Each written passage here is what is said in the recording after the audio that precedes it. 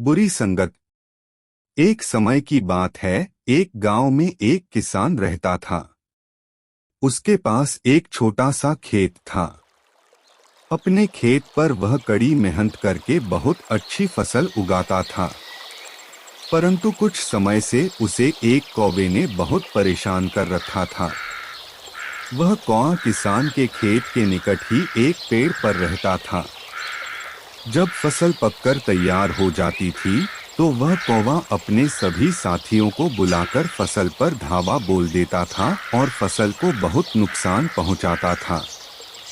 बहुत सोच विचार करने पर किसान ने इस परेशानी से छुटकारा पाने का एक उपाय ढूंढ निकाला। एक रात किसान ने अपने खेत में जाल बिछा दिया और जाल के ऊपर अनाज के बहुत सारे दाने फैला दिए।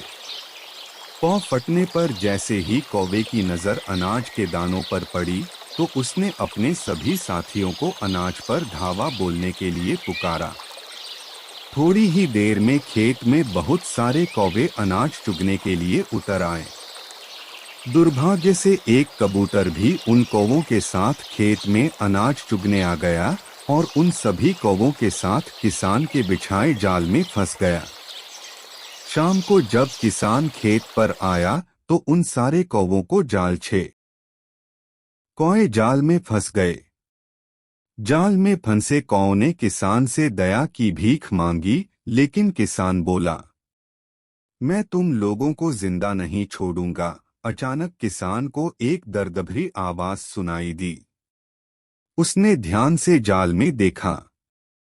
उसे दिखाई दिया कि कौवे के साथ एक कबूतर भी फंसा है।